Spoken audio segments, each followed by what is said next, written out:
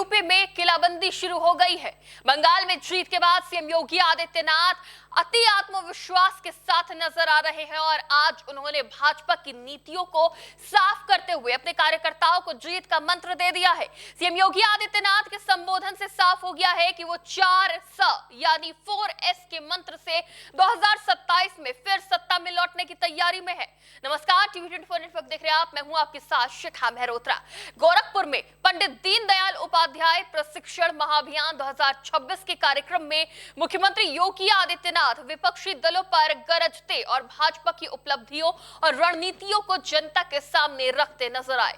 उन्होंने कहा कि भाजपा ने सुरक्षा, संस्कृति, सुशासन और समृद्धि 4S को जोड़कर प्रदेश और देश को मजबूत किया है। उनका कहना था कि ये 4 स्तंभ न सिर्फ शासन की दिशा तय करते हैं बल्कि आम नागरिक की जिंदगी में असली बदलाव लाते हैं। क्या सीएम योगी के ये 4S अखिलेश यादव के पीडीए पर भारी पड़ेंगे? तो इसका जवाब भी खुद सीएम योगी आदित्यनाथ ने अपने संबोधन में ही दे दिया।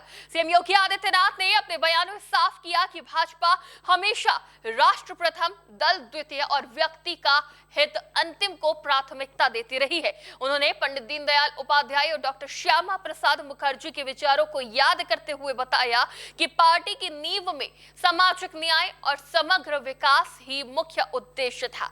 सीएम योगी ने यह भी जोर दिया कि लोकतंत्र मजबूत होना चाहिए और इसके लिए परिवारवाद, क्षेत्रवाद, जातिवाद या किसी भी मत और मजहब से ऊपर उठकर देश के बारे में सोचना आवश्यक है। माना जा रहा है कि ये बयान विपक्ष पर सीधा निशाना था। उन्होंने महिलाओं को सम्मान और समान अधिकार देने की भाजपा की नीतियों का उदाहरण भी पेश किया। यह कार्यक्रम सिर्फ एक सांस्कृतिक या प्रशासकीय आयोजन नहीं था बल्कि 2027 के चुनाव के लिए पार्टी की रणनीति का संकेत भी माना जा रहा है। सीएम योगी आदित्यनाथ ने कार्यकर्ताओं को साफ संदेश दिया कि बूथ राजनीति पर ध्यान देना जरूरी है। उन्होंने कहा कि बूथ जीता तो चुनाव जीता। इसका अर्थ साफ है, हर बूथ पर मजबूत संगठन और सक्रिय कार्यकर्ता ही पार्टी की जीत तय करेंगे। सीएम योगी आदित्यनाथ ने यह भी कहा कि भाजपा केवल देश ही नहीं बल्कि दुनिया का एकमात्र ऐसा दल है जिसने हमेशा ये प्राथमिकता दी है कि राष्ट्र प्रथम, दल द्वितीय और व्यक्ति का हित अंतिम होना चाहिए। मुख्यमंत्री योगी आदित्यनाथ ने कार्यकर्ताओं को उत्साहित करते हुए कहा कि हमारी असली ताकत छुपी होती है हमारे बूथ पर। बूथ चुनाव का केंद्र बिंदु होता है। हमें बूथ पर सतत शक्तिशाली संरचना तैयार करनी होगी। प्रधानमंत्री नरेंद्र मोदी भी एक बात बार बार कहते हैं कि बूथ जीता तो चुनाव जीता। हमारा केंद्र बिंदु हमारा बूथ होना चाहिए और उस बूथ की ताकत का एहसास कराने के लिए हम सब इस प्रशिक्षण के साथ ही लगातार उस अभियान का हिस्सा बने जो असली कुरुक्षेत्र में भारतीय जनता पार्टी को विजयश्री दिलाने की ओर अग्रसर हो सके। सीएम योगी आदित्यनाथ ने पंडित दीनदयाल उपाध्याय के विचारों को याद करते हुए कहा कि समाज की समृद्धि का आधार केवल शीर्ष वर्ग नहीं हो सकता। राष्ट्र तभी सच्चे अर्थ में समृद्ध होता है जब समाज के अंतिम पायदान पर बैठे व्यक्ति के चेहरे पर खुशहाली हो। उन्होंने कहा कि भारतीय जनता पार्टी और प्रधानमंत्री नरेंद्र मोदी के नेतृत्व में पिछले 11 वर्षों में यही सपना साकार हुआ है। कार्यक्रम में गोरखपुर के सांसद रवि किशन भी मौजूद रहे।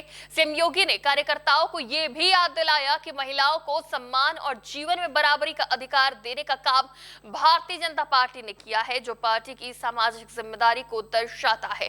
सीएम योगी आदित्यनाथ का यह बयान 2027 के लिए पार्टी के रोड मैप की रूपरेखा माना जा रहा है।